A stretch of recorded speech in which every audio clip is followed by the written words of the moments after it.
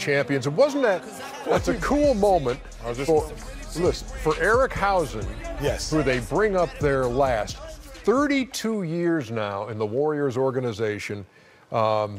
Began as a ball boy with them, and here's what he does.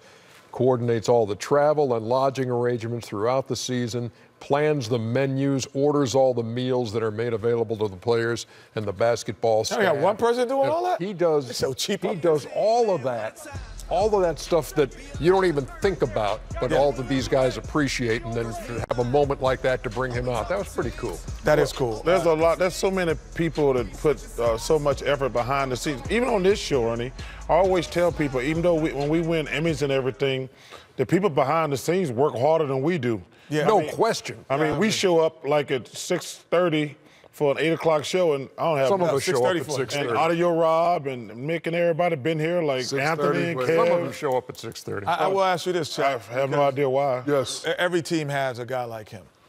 And, for the Rockets, there's a ball boy, a guy who's been there for now 30-something years as well.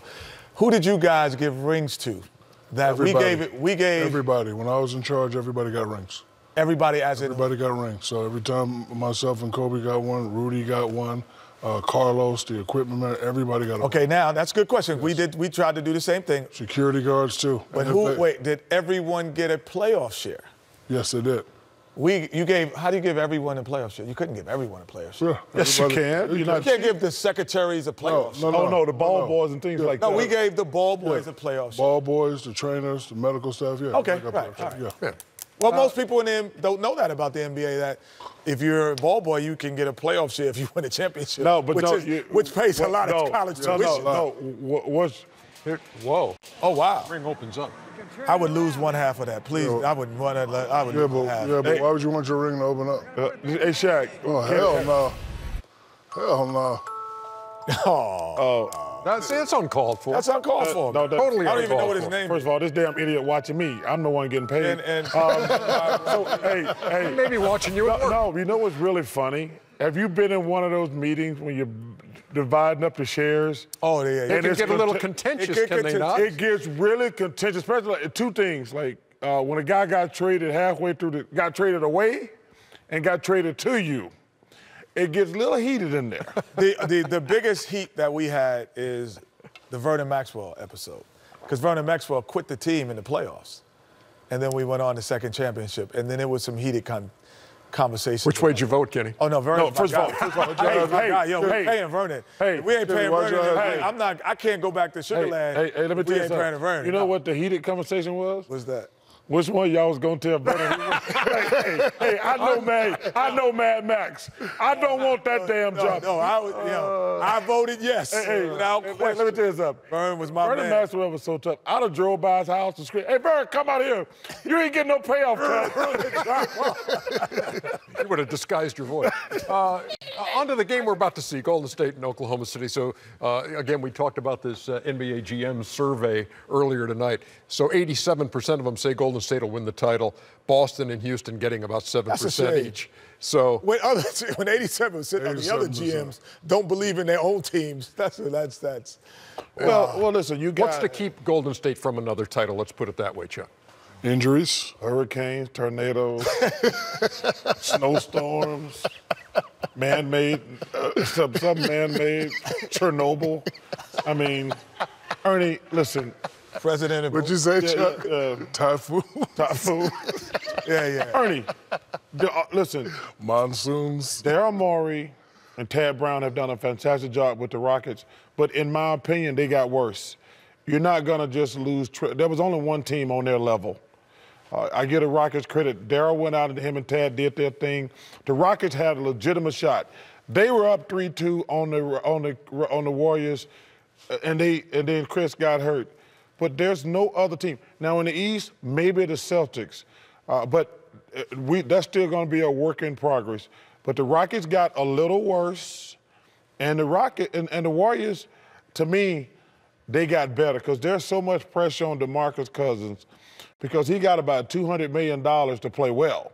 Because he has to play well because if he didn't blow out his Achilles, he would have got $200 million.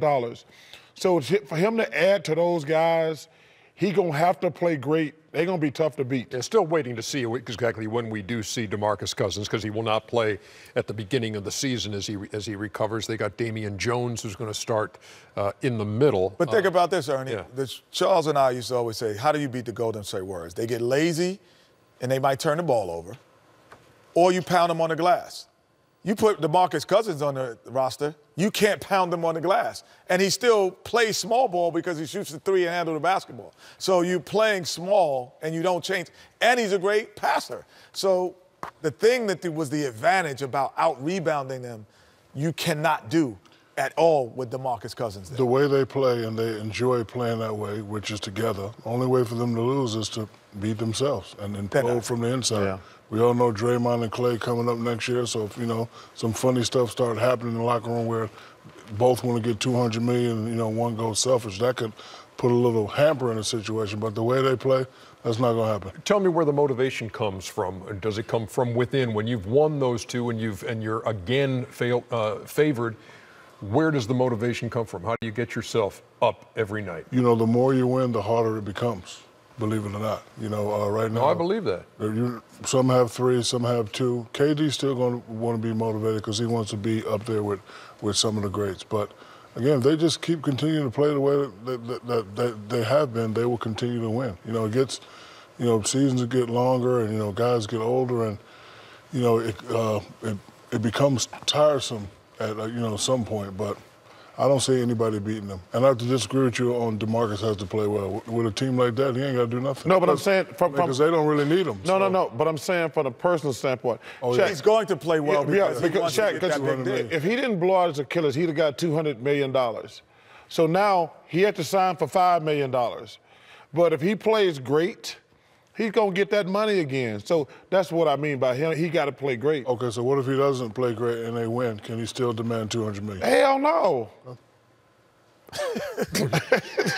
In 2 words. My bad, Chuck. Oklahoma City, meantime, plays without Russell Westbrook tonight. They've added, Dennis Schroeder from Atlanta. Noel. And Nerlens. I actually think they improved. I think Oklahoma City improved with who? Oklahoma City. With who? I think that the Schroeder Schroeder allows Russell to really just become more of a scorer. Early in the season. He's just like, I'm going to just score more because I think you can play both of them together. And I know they tried to do it with Oladipo, but Oladipo is more of a 2. He's more of a wing. So Russell still dominate the ball. I think he respects the fact that Schroeder can't play any other position. And so he'll let him bring the ball up more. And I think 2 things. You don't have the Paul George thing hanging over everybody's head. Right. And Carmelo did not want to be there. I think Oklahoma City is a serious threat in the West. Westbrook had his right knee scoped on September 12th, and as you saw him, an innocent bystander tonight for the opener at Golden State.